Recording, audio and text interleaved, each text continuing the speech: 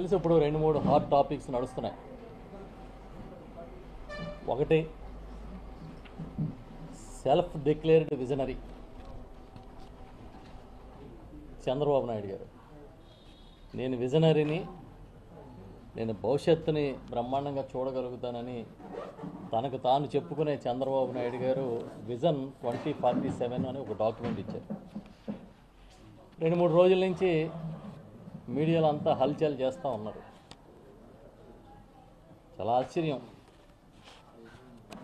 జనాల్ని మభ్య పెట్టడం ఎలా అని. కానీ ఈయన ఒక పుస్తకం రాస్తే ఈ ప్రపంచంలో అత్యధికంగా సేల్ అయ్యే పుస్తకం అవుతుంది. జనాలకి ఏం కావాలని దానికి అక్కర్లేదు, కానీ వాళ్ళని మభ్య పెట్టడంలో మాత్రం ఆయనకున్న స్కిల్స్ ఎవరికి లేవు.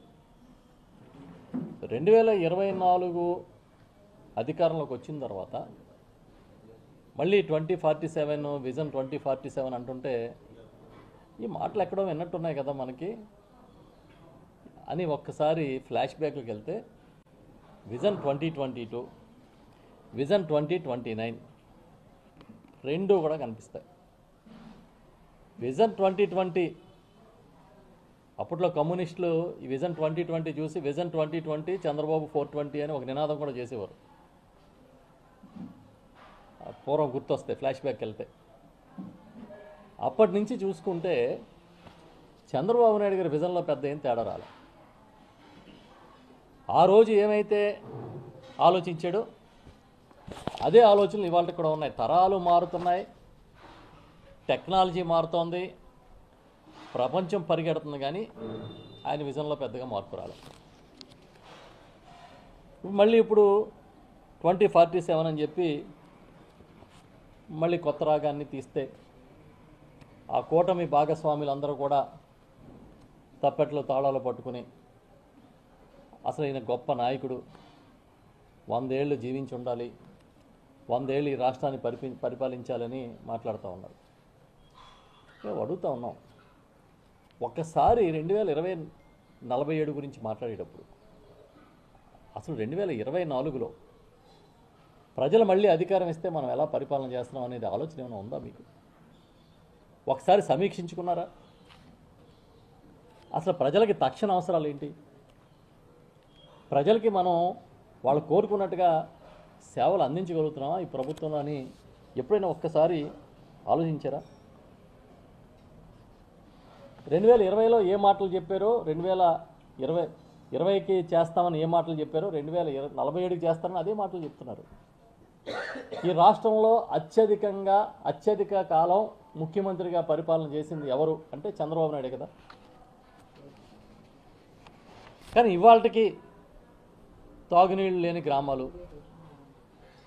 ఇవాళకి పంచాయతీ కార్యాలయాలు లేని గ్రామాలు, ఇవాళకి వైద్య సేవలు అందని గ్రామాలు, ఇవాళకి రోడ్డు సౌకర్యం లేని గ్రామాలు, ఈ రోజుకి కరెంటు ముఖం తెలియని గ్రామాలు ఉన్నాయంటే అత్యధిక కాలం ముఖ్యమంత్రిగా చేసిన చంద్రబాబు నాయుడు గారికి సిగ్గు అనిపించట్లేదా అని అడుగుతున్నాను.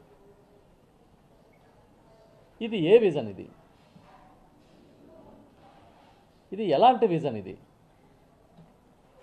కనీస అవసరాలు తీర్చడం అనే విజనే లేకుండా ఎక్కడో సుదీర తీరాల్లో ఎండమావుల్ని చూసినట్టుగా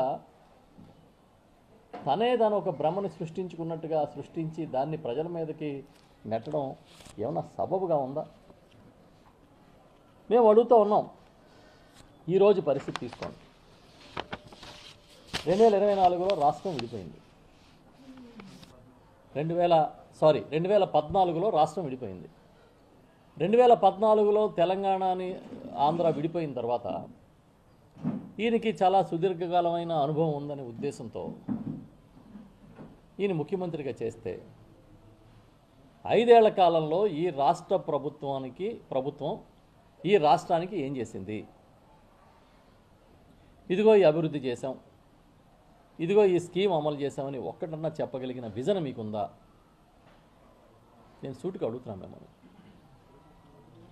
రాష్ట్రం ఎలా పోయినా పర్వాలేదు, నా వాళ్ళ కోసం, వాళ్ళని మెప్పించడం కోసం అమరావతి అనే ఒక మహానగరాన్ని నిర్మాణం చేస్తానని కలలు కనడం తప్ప 5 ఏళ్లలో మీకు ఇంకొక విజన్ ఏమన్నా ఉందా అని అడుగుతున్నా.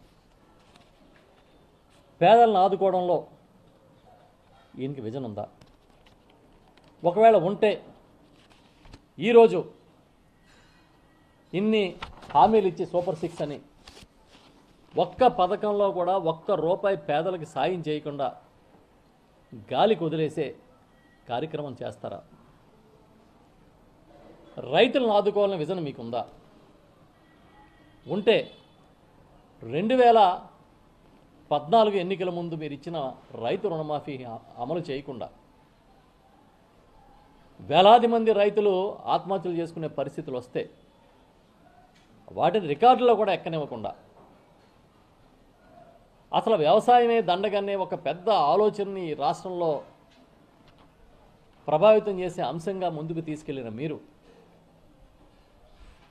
ఈ రోజుకి మీరిస్తా అన్న పెట్టుబడి సాయం 20,000 రూపాయలు ఇవ్వకుండా ఉచిత పంటల బీమా ఎత్తేసి ఈ సీజన్లో ధాన్యం కొనుగోళ్లు కూడా దిక్కు మొక్కు లేని పరిస్థితి చేసి మీరు 2047కి రైతులను ఉద్ధరిస్తానని ఒక విజన్ చెప్తానంటే జనం నవ్వుతారనే స్పృహ లేదా అని ఈ ప్రభుత్వాన్ని సూటిగా ప్రశ్నిస్తున్నా. ఇవాళ కడుపు నిండా అన్నం పెట్టండి రా బాబు అని అంటే 2047లో పరమన్నం పెడతానన్నట్టుగా అలా ఏం మాట్లాడుతున్నారు మీరు? పేదలను పట్టించుకోలే, ఒక పథకం అమలు చేయలేదు, పేదరికం వల్ల ఇబ్బంది పడకూడదనే ఒక విజన్తో దూరదృష్టితో ఆ రోజు రాజశేఖర రెడ్డి గారు ఆరోగ్యశ్రీ తీసుకొచ్చి ఫీజు రియంబర్స్మెంట్ తీసుకొచ్చి విద్య వైద్యంలో ఒక నూతన వరవడి సృష్టిస్తే ఆ తర్వాత మొన్న జగన్మోహన్ రెడ్డి గారు 2019లో అధికారంలోకి వచ్చిన తర్వాత దాన్ని అద్భుతంగా ఇంకా ముందుకు తీసుకెళ్ళి 4 అడుగులు ముందుకు తీసుకెళ్ళి అమలు చేస్తే ఇవాళ మీరేం చేస్తూ ఉన్నారు? కనీసం ఫీజు రియంబర్స్మెంట్ అమలు చేయట్లే. నేను అడుగుతున్నా, 2096 నుంచి ముఖ్యమంత్రిగా చంద్రబాబు నాయుడు గారు ఈ రాష్ట్రంలో ఉన్నారు కదా, మొన్న జగన్మోహన్ రెడ్డి గారు ముఖ్యమంత్రి అయ్యే వరకు పాఠశాలలకి సరిపడిన భవనాలు ఉన్నాయా? పిల్లలు కూర్చోడానికి బెంచీలు ఉన్నాయా? ఉపాధ్యాయులు వెళ్ళడానికైనా కనీసం వాడుకోవడానికి టాయిలెట్స్ ఉన్నాయా? చాక్ పీసుల సప్లై ఉందా? బ్లాక్ బోర్డ్స్ ఉన్నాయా? పాఠశాలలు కూడా ఎలా ఉండాలి, భవిష్యత్ తరాల కోసం విద్యారంగాన్ని ఎలా తీర్చిదిద్దాలని విజన్ మీకు ఏ రోజైనా ఉందా? అటు విద్యని పట్టించుకోకుండా, వైద్యాన్ని పట్టించుకోకుండా, పేదలకు నిర్మూలనని పట్టించుకోకుండా, పోని దీర్ఘకాలిక ప్రయోజనాలు ఇచ్చే ప్రాజెక్టులని తీసుకురాకుండా ఏంటి మీ విజన్ అని అడుగుతున్నా. రాబోయే కళల గురించి మాట్లాడుకుందాం. 2047 మీ డాక్యుమెంట్ గురించి మళ్ళీ మాట్లాడదాం. సుదీర్ఘమైన డాక్యుమెంట్, సుమారు 350 పేజీల డాక్యుమెంట్ గురించి మళ్ళీ మాట్లాడదాం. అసలు గడిచిన కాలాన్ని సమీక్షిస్తే మీ విజన్ ఏంటో అర్థమైపోతుంది కదా జనాలకి. అంతెందుకు ఈరోజు కాకినాడ జనరల్ ఆసుపత్రిలో ఇన్సులిన్ సప్లై లేదు. సరిపడా ఇన్సులిన్ లేక మధుమేహ వ్యాధిగ్రస్తులకి మందులు కూడా ఇవ్వలేని పరిస్థితులు మీరున్నారు. ఇది నిజమా కాదా? వైఎస్ఆర్ క్లినిక్లు తీసుకొచ్చి గ్రామాల్లో ఉచిత వైద్య పరీక్షలు, ఉచితంగా మందులు ఇచ్చే పరిస్థితిని మీరు నిర్వీర్యం చేస్తూ ఉన్నారు. నిజమా కాదా? ఇది ఏ విజన్ అంటారు? చెప్పండి, మీరే చెప్పండి. ఈరోజు పరిస్థితుల్లో గట్టెక్కించండి రా బాబు, మా పరిస్థితులు ఎలా ఉన్నాయి అని జనం మొత్తుకుంటుంటే వదిలేసి మీకు మీరే భుజకీర్తులు తగిలించుకుని మీకు మీరే పెద్ద ఎత్తున ప్రచారం చేసుకుంటూ ఇంకా 25 ఏళ్ళు ఉంటాం, 30 ఏళ్ళు ఉంటాం, పరిపాలన చేస్తాం, అద్భుతం, అమోఘం అని మాట్లాడుకుంటే నవ్విపోదురుగాక నాకేటి సిగ్గు అన్న పదం గుర్తొస్తుంది, వాక్యం గుర్తొస్తుంది మనకు. పోనీ మేము ఏదో ఉద్ధరించేమో అనడానికి ఏం లేదు ఇక్కడ. మళ్ళీ చూస్తే సేమ్ డాక్యుమెంట్స్, సేమ్ పదాలు. ఆ రోజుల్లో 2020 డాక్యుమెంట్ కోసం 1998లో మెకెన్సీ అనే ఒక విదేశీ సంస్థకి 2.5 కోట్ల రూపాయలు మీరు ఫీజు ఇచ్చి మీరు ఒక డాక్యుమెంట్ తీసుకొస్తే ఆ డాక్యుమెంట్ని చూసి ప్రపంచ స్థాయి నిపుణులు ఆశ్చర్యపోయారు. నేను అడుగుతా ఉన్నా, మీకు అందరికీ గుర్తుంటే ఉంటుంది, చంద్రబాబు నాయుడు గారు ఆ మోజులో పడి ఆ రోజుల్లో ప్రపంచంలో ప్రముఖుల ప్రశంసలు కావాలనే ఆలోచనతో నేను సీఎంను కాదు సీఈఓనని ప్రకటించుకున్నాడా లేదా? అప్పట్లో ఈ డాక్యుమెంట్స్ మెకెన్సీ చేసిన డాక్యుమెంట్ని వేది చూస్తే మాన్బాయిట్ అనే ఒక ఆయన చెప్పాడు దీన్ని. McKenzie scheme vision 2020 is one of those documents whose summary says one thing and whose contents quite another. It begins, for example, by insisting that education and healthcare must be made available to everyone. Only later do you discover that the states, hospitals and universities be privatized and funded by user charges. ఇది ఆయన vision. ఏంటంట, అన్ని private పరం చేసి user ఛార్జీలు పెట్టమన్నాడు. దేంట్లో? విద్యలోని వైద్యంలోని. 2020లో డాక్యుమెంట్లో అది.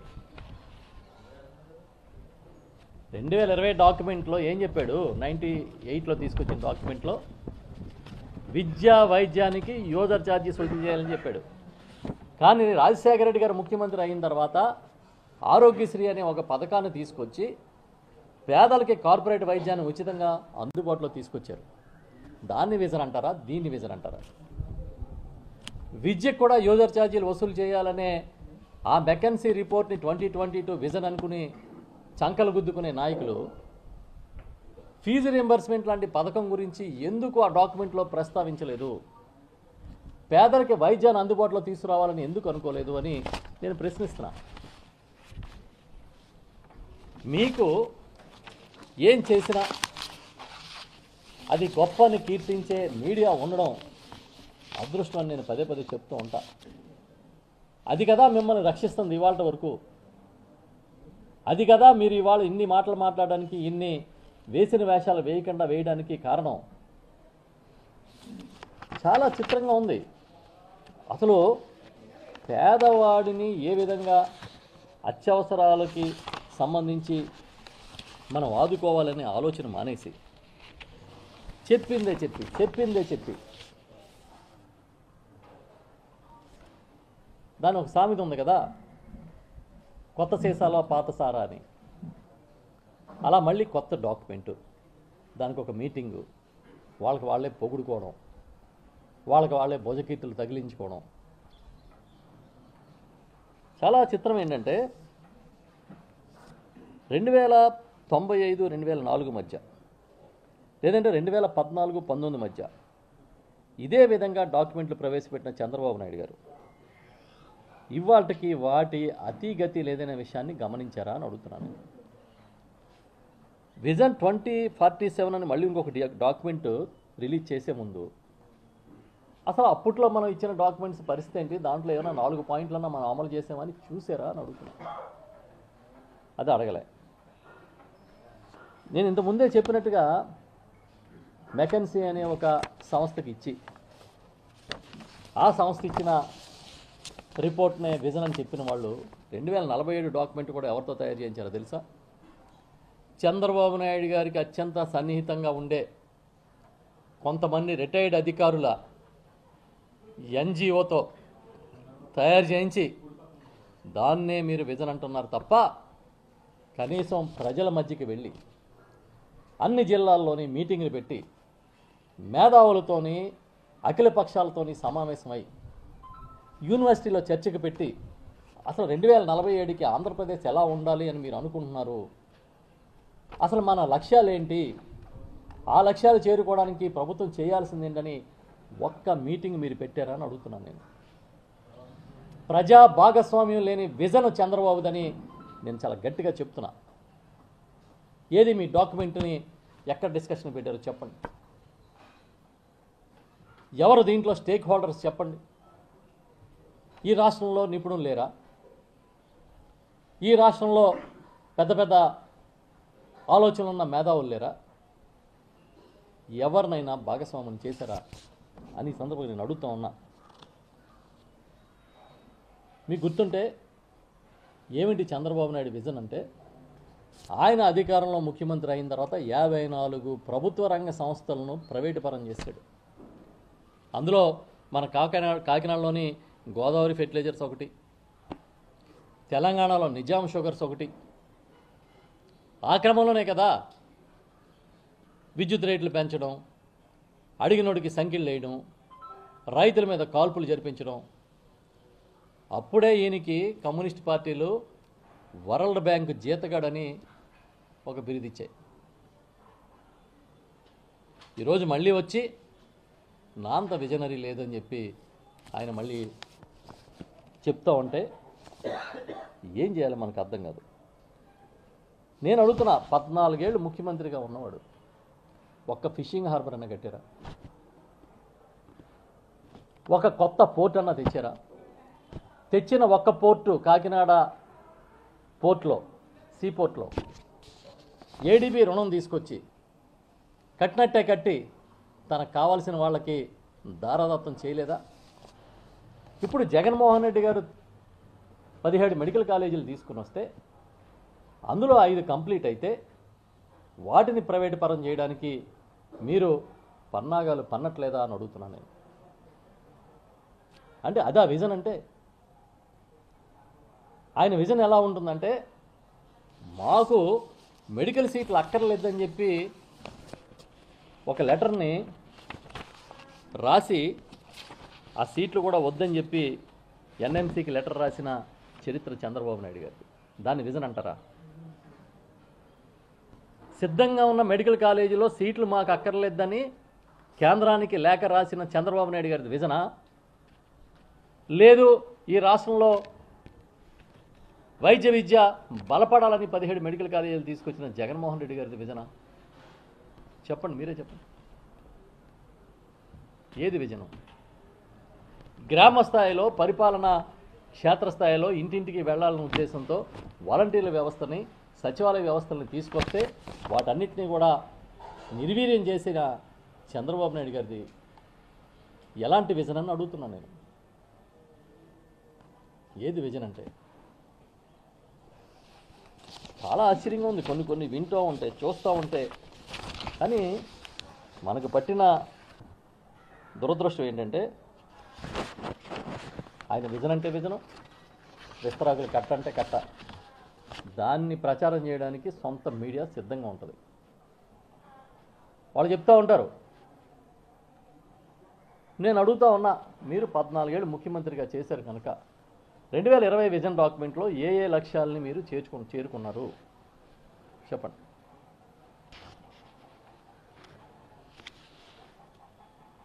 మళ్ళీ ఇప్పుడు 2047 విజన్ డాక్యుమెంట్లో 10 సూత్రాలు అంటున్నారు. ఈ 10 సూత్రాలు వినడానికి చాలా అద్భుతంగా ఉంటాయి. ఆ 10 సూత్రాలు మీరు కరెక్ట్గా ప్రకటించి ప్రజల దగ్గర తీసుకెళ్ళండి, నవ్వకపోతే నన్ను అడగండి. ఇవాళ పండిన ధాన్యానికి గిట్టుబడి ధర ఇప్పించలేని మీరు సెకండరీ ప్రాసెసింగ్ గురించి, ఇంకా పైన ప్రాసెసింగ్ గురించి విజన్లో పెడతారు. అసలు పేదరికాన్ని తగ్గించడమా విజను, పెంచడమా మీ విజన్ అని నేను సూటిగా అడుగుతున్నా. జగన్మోహన్ రెడ్డి గారు పేదరిక నిర్మూలన కోసం పెట్టిన ఏ ఒక్క కార్యక్రమం అయినా సరే, అమ్మఒడి పెడితే ఆపేశారు, తల్లికి వందనం ఇస్తానని మోసం చేశారు. ఆసరా లేదు, చేయూత లేదు, ఎలాంటి సంక్షేమ పథకం అమలు చేయట్లే. దాన్ని మీరు విజన్ అంటారు. ఏ రోజైనా సరే ప్రజల కోసం ఈ విధంగా మేము నిలబడ్డాము అని చెప్పిన విజన్ ఏమన్నా ఉంటే చెప్పమని అడుగుతున్నా. 2020 డాక్యుమెంట్ కూడా ఇప్పుడు రిలీజ్ చేయండి. 2020 మీ విజన్ డాక్యుమెంట్ని ఇప్పుడు రిలీజ్ చేయండి జనాలకి. దాంట్లో ఎంతవరకు అయిందో వాళ్ళనే అర్థం చేసుకోమనండి. ఎందుకు వచ్చిన అబద్ధాలు ఇవి? వినడానికి చాలా బాగుంటాయి, హెడ్లైన్లు వేయడానికి చాలా బాగుంటాయి, డిస్కషన్స్కి బాగుంటాయి. ఆచరణ లేని ప్రణాళికలు దేనికోసం?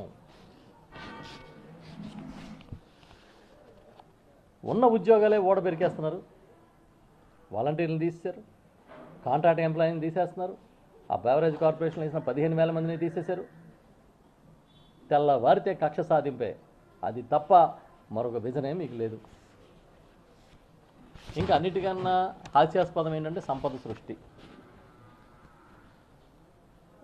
ఎవరి కోసం ఎవరు సంపద సృష్టిస్తున్నారనేది పెద్ద ప్రశ్న. మీ సంపద సృష్టి రాష్ట్రం కోసమా, కొంతమంది వ్యక్తుల కోసం? అది నాకున్న పెద్ద డౌట్. అది విద్యుత్ ఛార్జీలు వచ్చిన 6 నెలల్లోనే 15,800 కోట్ల రూపాయల భారం వేయడాన్ని సంపద సృష్టి అంటారు మీరు. అది మేము నమ్మాలి. ఇవాళ పంచాయతీల్లో ఒక సర్వే జరుగుతుంది, కంప్యూటరైజ్డ్ చేసి ప్రతి ఇంటికి పన్ను పెంచబోతున్నారు మీరు సంపద సృష్టిలో భాగంగా. త్వరలోనే అది కూడా జరగబోతుంది.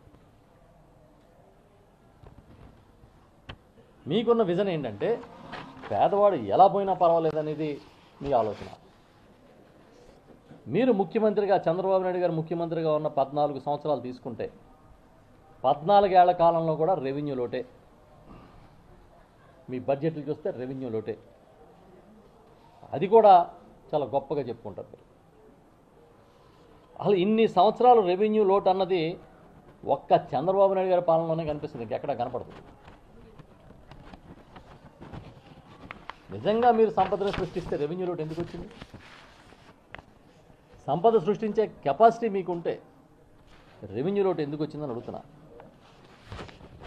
మీరు వచ్చి బ్రహ్మాండంగా అభివృద్ధి చేసినట్టు చెప్పుకుంటూ మధ్యలో పనిలో పనిగా ప్రతిపక్షాలకి, ప్రధానంగా జగన్మోహన్ రెడ్డి గారికి శాపాలు పెట్టుకుంటూ ముందుకెళ్తా ఉన్నారు. ఇంకా చాలా ఉన్నాయి మా దగ్గర, గొప్ప గొప్ప వీడియోలు ఉన్నాయి. 2024లో విజన్ గురించి డిప్యూటీ సీఎం గారు ఏం మాట్లాడారు, 2018-19లో చంద్రబాబు నాయుడు గారి విజన్ గురించి ఏం మాట్లాడారు కూడా ఉన్నాయి. ఇదంతా ఒక ఎత్తు. నాకు అత్యంత ఆశ్చర్యకరమైన విషయం ఇంకొకటి ఏంటంటే, మొన్న 2 రోజుల పాటు 2 రోజులు అనుకుంటా కలెక్టర్స్ కాన్ఫరెన్స్ జరిగింది. కాన్ఫరెన్స్ జరుగుతూ ఉంటే ఒక అధికారి, ఒక ఐఏఎస్ అధికారి చెప్తున్నారు, sir we received a good news sir అని చెప్పారు ఆయన. అంటే ఏంటి అని అడిగారు ఆయన, చంద్రబాబు నాయుడు గారు. సార్ వరల్డ్ బ్యాంక్ 15,000 కోట్ల రూపాయలు రుణం మంజూరు చేస్తూ మనకి ఆదేశాలు వచ్చినాయి సార్. అందులో 25% డబ్బులు ముందే ఇచ్చేస్తారు సార్. అంటే 3,700 కోట్ల చిల్లర ముందు వచ్చేస్తారు సార్ మనకి. దీంతో మనం బ్రహ్మాండంగా అమరావతి పనులు మొదలుపెట్టేయచ్చు సార్ అంటే సభలో అధికారులతో సహా అందరూ చప్పట్లు కొట్టారు. నేను వీడియో చూసా.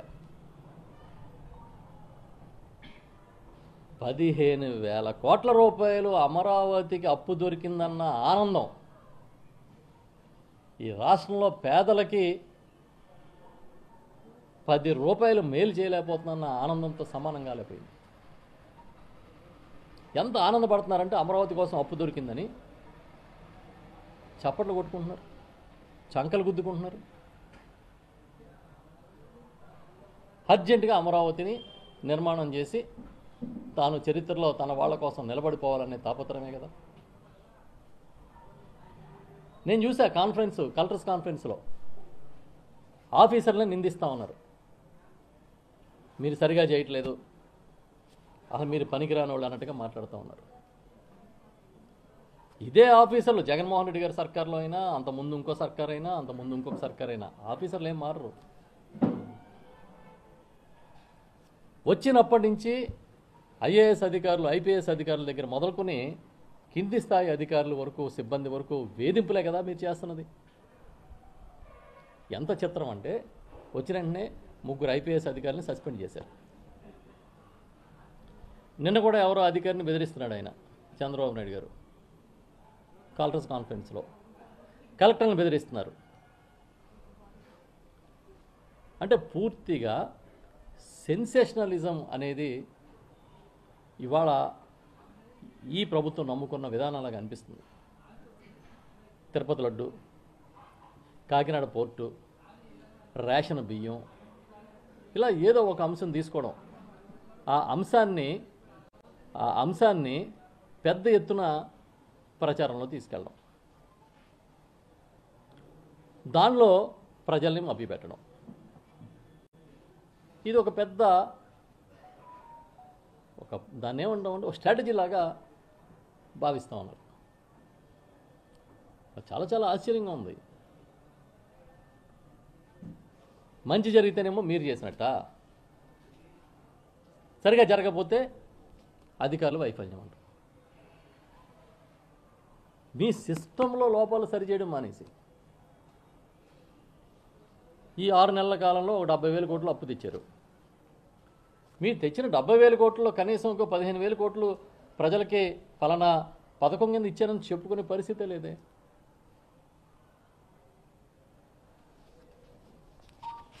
చూస్తూ ఉంటే ఏంటంటే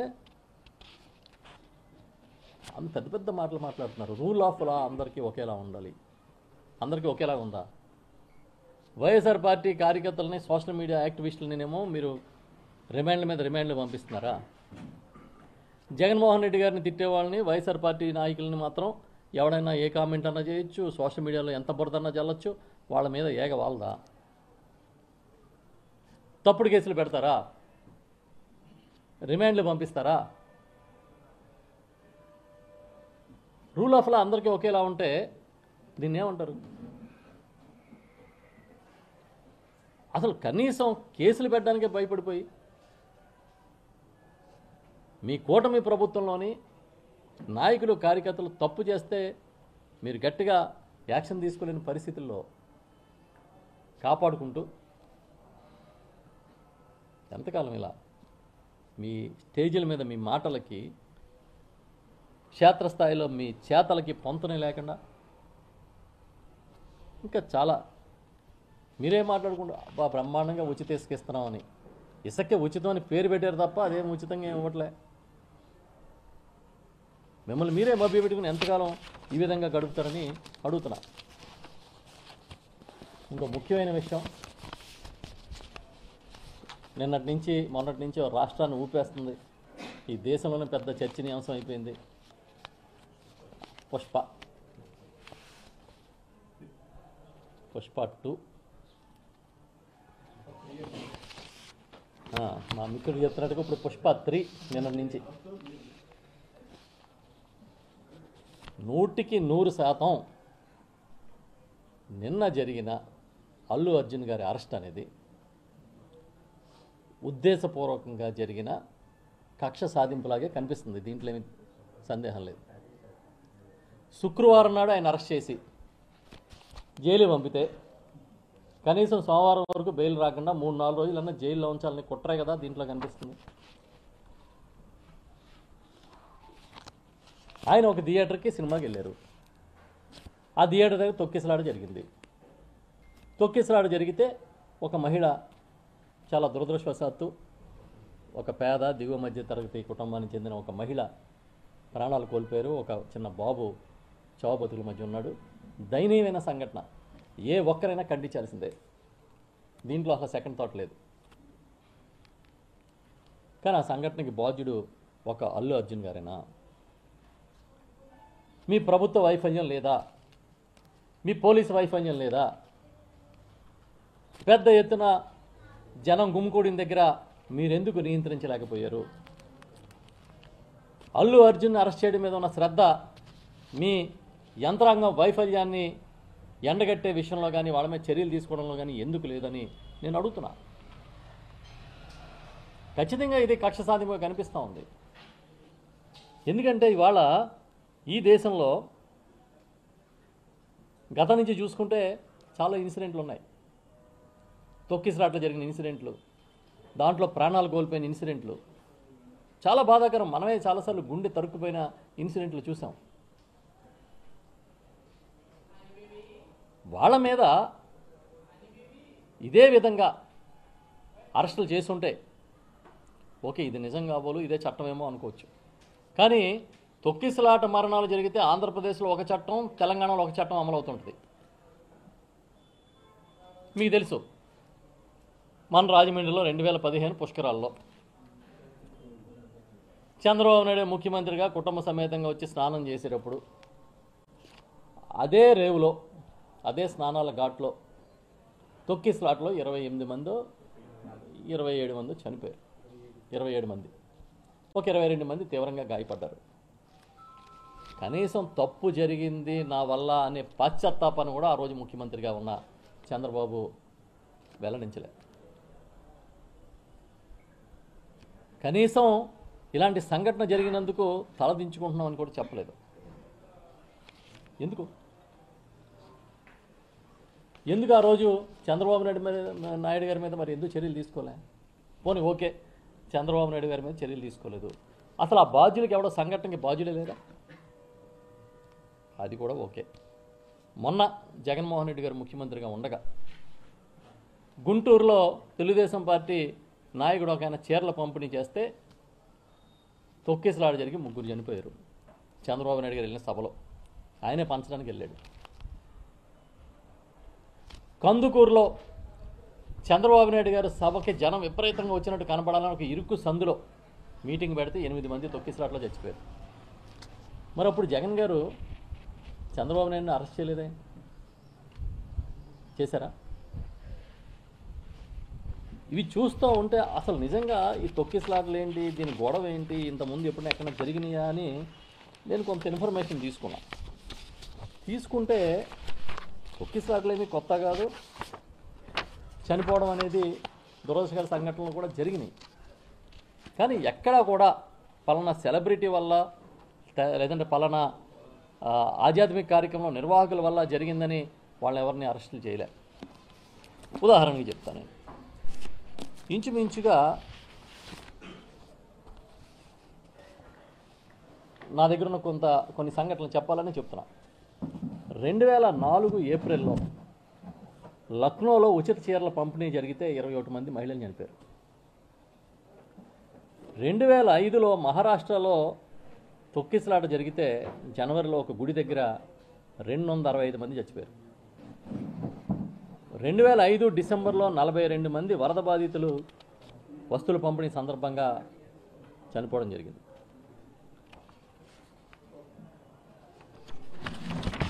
2008లో హిమాచల్ ప్రదేశ్లో నైనాదేవి గుడి దగ్గర తొక్కిసలాట్లో 162 మంది చనిపోయారు. 2008 సెప్టెంబర్ 30న చాముండేశ్వరి టెంపుల్లో జోధ్పూర్ దగ్గర 30 మంది చనిపోయారు. అదేవిధంగా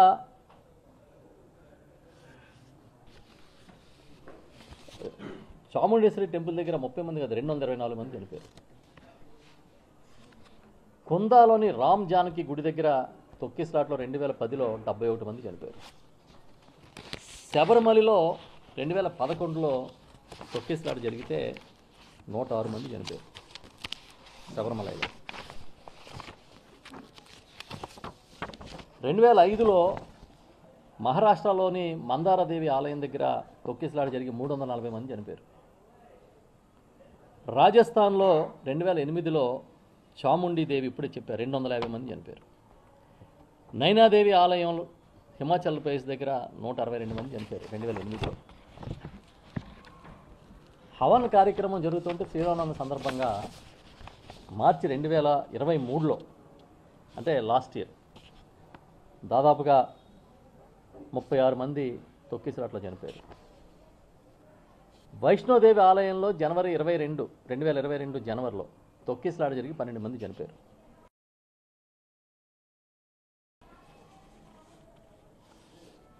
ఇదే విధంగా చూసుకుంటే ముందే చెప్పారు మన పుష్కరాలు, ఇవన్నీ ఇలాంటి ఇన్సిడెంట్లు దేశవ్యాప్తంగా జరిగినాయి.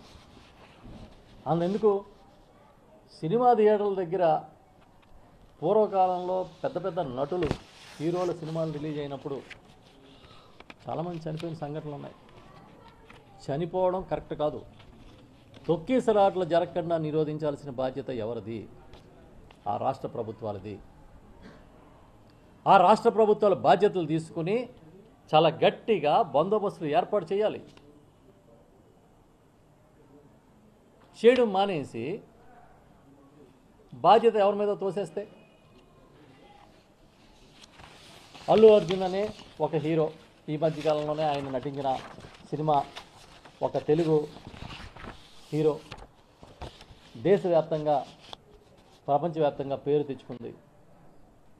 ఆ క్రమంలో ఆయనకున్న క్రేజ్ దృష్ట్యా ఆయన థియేటర్కి వస్తున్నాడంటే ఆ ప్రీ రిలీజ్ సందర్భంగానో ఖచ్చితంగా పోలీసులు అప్రమత్తంగా ఉండాలి.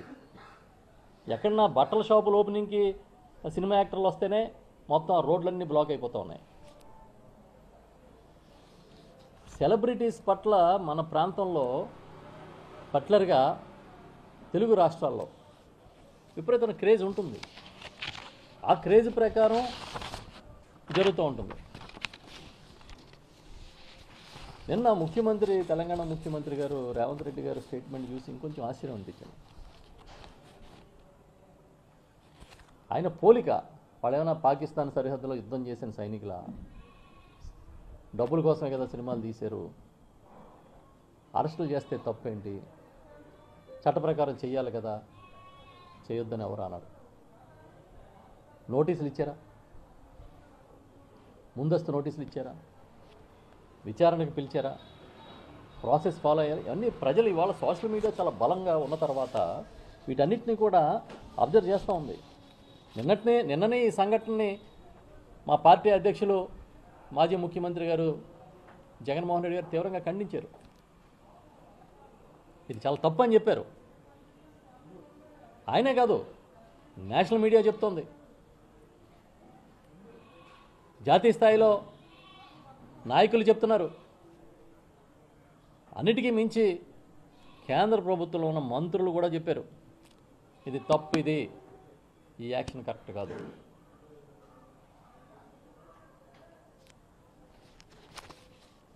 మేము చెప్తున్నాం, భద్రతా వైఫల్యాలు లేకుండా జాగ్రత్తలు తీసుకోండి. ఈ రెండు రాష్ట్రాలే కాదు, ఏ రాష్ట్రం అయినా సరే. తొక్కిసలాటలు జరిగిన సంఘటనలు దేశవ్యాప్తంగా చరిత్రలో చాలా ఉన్నాయి. మీరు అసలు వైఫల్యాన్ని కప్పిపుచ్చుకోవడం కోసం సెలబ్రిటీని అరెస్ట్ చేస్తే పేరు వస్తుంది అనుకుంటే అది కదా అసలు వైఫల్యం.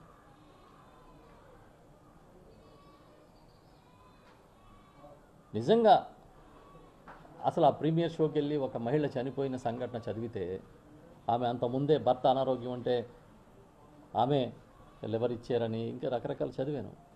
చాలా బాధేసింది. అలాంటి పరిస్థితుల్లో ఉన్న కుటుంబానికి ఇలాంటి విషాదం రావడం చాలా దురదృష్టకరం. కానీ ప్రతిదాన్ని సెన్సేషనలైజ్ చేసి వాళ్ళు రకరకాలు మాట్లాడుకుంటున్నారు. రేవంత్ రెడ్డి గారు అంటే ఆయనకి మన రాష్ట్ర ప్రభుత్వంలో ఉన్న పెద్దలకి మంచి, చంద్రబాబు నాయుడు గారికి మధ్య మంచి రిలేషన్ ఉంటుంది. మించుమించుగా ఈయనకి రేవంత్ రెడ్డి గారు చాలా సన్నిహితంగా గతంలో ఉండే వ్యక్తి. ఇవన్నీ చూసినప్పుడు ఒకటే అనిపిస్తుంది, ఇవాళ గత 6 నెలలు 7 నెలల నుంచి మన రాష్ట్రంలో కానీ లేదా తెలంగాణ రాష్ట్రంలో కానీ ప్రభుత్వాధినేతలు అందరూ కూడా సెన్సేషనల్ కోసం ప్రయత్నం చేస్తున్నాడు అనిపిస్తుంది. సంచలనమైన సంఘటనల్ని సృష్టిస్తున్నారు.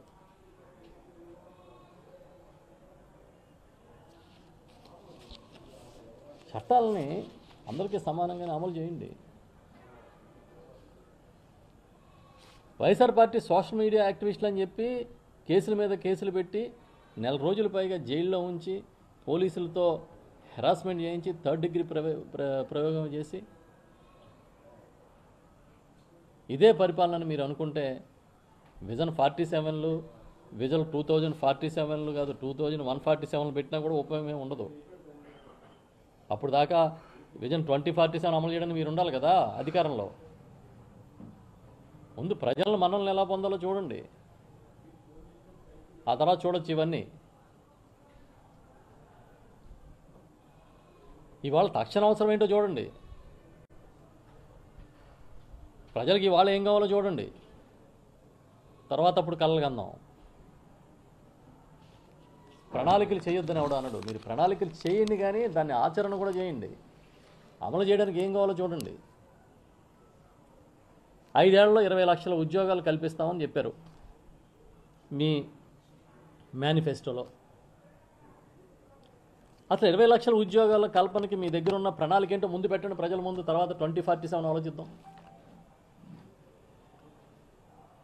కనీసం ఇప్పుడు కాదు, మీరు మొదటి వార్షికోత్సవం, మీ ప్రభుత్వం వచ్చిన మొదటి వార్షికోత్సవం నాటికైనా మీ 20 లక్షల ఉద్యోగాల ప్రణాళికని బయటపెట్టమని నేను డిమాండ్ చేస్తున్నా. తొలి సంతకం మెగా డిఎస్సికి దిక్కులేదు. 7 నెలలైనా మీరు 2047 గురించి మాట్లాడతారు. మెగా డిఎస్సి పెడతానని తొలి సంతకం పెట్టి 7 నెలలు అయింది, ఇవాళకి అతిగతి లేదు. మీరు విజన్ 2047 వినడానికి చాలా బాగున్నాయి, రాయడానికి కూడా చాలా బాగుంటాయి, చర్చలు టీవీల్లో చర్చలకి బాగుంటాయి,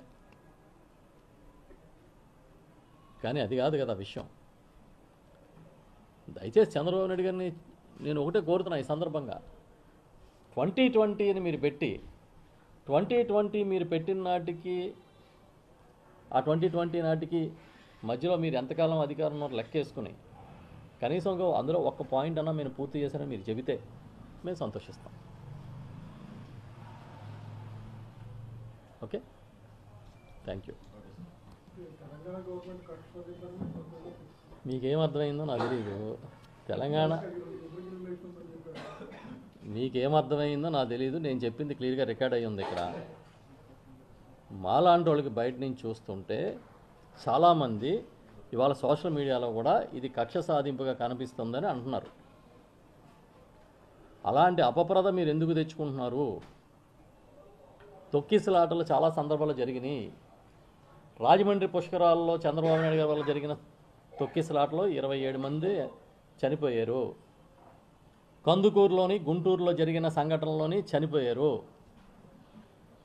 ఆ రోజు కనీసం ఆయన మీద కేసు కూడా పెట్టలేదు. ఇవాళ అల్లు అర్జున్ గారు సినిమాకి వెళ్ళారు కాబట్టి ఆ సినిమా దగ్గర జరిగిన తొక్కిసలాటలో మహిళ చనిపోతే అంత హైడ్రామా ఎందుకు చేశారనేది ప్రజల్లో వస్తున్న ఒక డిస్కషన్. అది శుక్రవారం నాడు అరెస్ట్ చేయాలి, బెయిల్ వచ్చినా కూడా తెల్లవారు వరకు రిలీజ్ చేయలేదు. ఇవన్నీ కూడా చూస్తుంటే ఇందాక మా మిత్రుడు చెప్పినట్టుగా పుష్ప 3 లా కనబడింది. కాబట్టి ఏంటంటే మేము క్లియర్గా చెప్తున్నాం, సెన్సేషన్ కోసం ట్రై చేస్తున్నట్టుగా కొన్ని సంఘటనలు కనబడుతున్నాయి ఈ రాష్ట్రంలోని ఆ రాష్ట్రంలోని. అది నా అభిప్రాయం. అది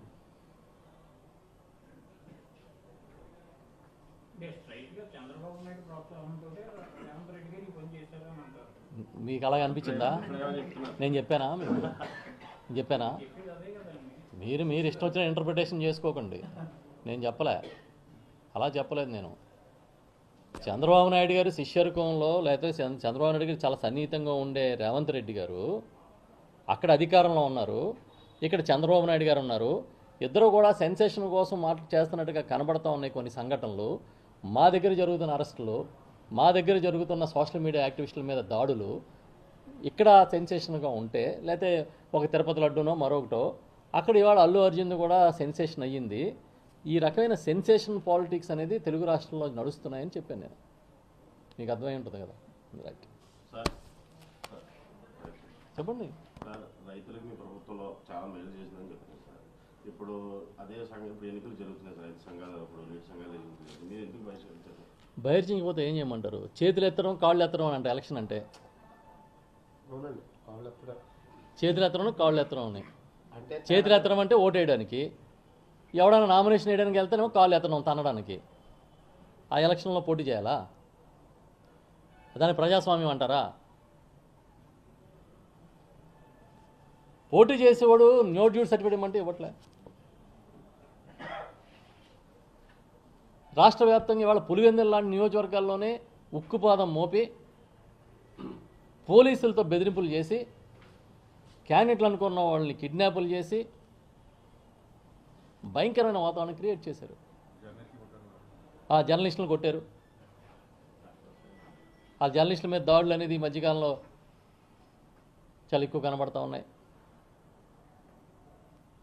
మా సాక్షి జర్నలిస్టులు, అలాగే అక్కడ TV9 మీద అనుకుంటా దాడి చేశారు. అక్కడ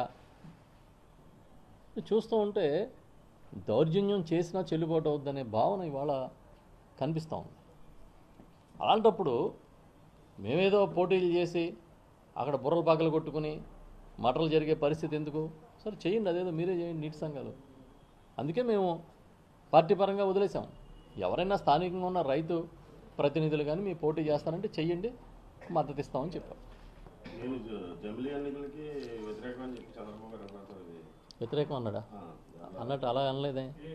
ఈరోజు ఈనాడు లేదు, జమిలీ ఎన్నికలు 2029లో వస్తాయని ఆయన అంటున్నాడు.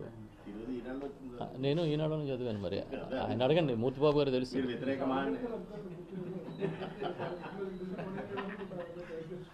కాదు కాదు, ఆయన ఏదైనా జమిలీ ఎన్నికల గురించి వాటి గురించి మాట్లాడాలంటే ఆయన మరి ఏం రాశారో ఆయన అడగండి. నాకైతే నేను చూసింది 2029లో వస్తుంది జమిలీ ఎన్నికలని ఇవాళ ఉదయం చంద్రబాబు నాయుడు గారు మాట్లాడారని చూసాం. ఏమండి ఏమండి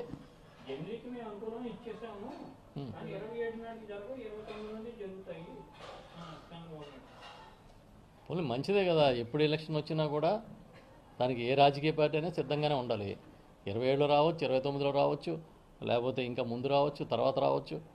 రాజకీయ పార్టీ అంటే దాని లక్షణం ఏంటి? ఎన్నికల్లో పోటీ చేయడం. ఎప్పుడు ఎన్నికలు వచ్చినా పోటీ చేయాల్సిందే. పారిపోతారా? కొన్ని పార్టీలు అయితే, కమ్యూనిస్ట్ పార్టీలను తీసుకోండి, అసలు నిరంతరమైన పోరాటమే చేస్తారు. ఎన్నికల్లో అవ్వచ్చు, బయట అవ్వచ్చు, గెలుస్తామని కాదు. అదే రాజకీయం, రాజకీయ పార్టీ లక్షణం. 2029లో వచ్చినా అందరూ సిద్ధంగా ఉండాల్సిందే, 27లో వచ్చినా సిద్ధంగా ఉండాల్సిందే. చంద్రబాబు నాయుడు గారు కూటమిలో పార్ట్నర్ కాబట్టి ఎప్పుడొస్తే ఆయనకి తెలుస్తుంది. ఢిల్లీలో చక్రవర్తి తిప్పుతూ ఉంటారు కాబట్టి కదా. చూద్దాం, ఎప్పుడు వచ్చినా పర్వాలేదు, రానివ్వండి. కాకపోతే ఇవాళ ఎన్నికలు జమిలియా లేదా అవి కాదు, ఈవీఎమ్మా బ్యాలెట్టా అనే దాని మీద కదా ఈ దేశం డిస్కషన్ జరుగుతుంది. మన మహారాష్ట్ర ఎన్నికల తర్వాత అయితే అది కొంచెం ఉధృతం అయింది. సో చూద్దాం, ఎందుకంటే పాలిటిక్స్ డైనమిక్గా ఉంటాయి, ఏ రోజుకి ఆ రోజు మార్పులు వస్తూనే ఉంటాయి.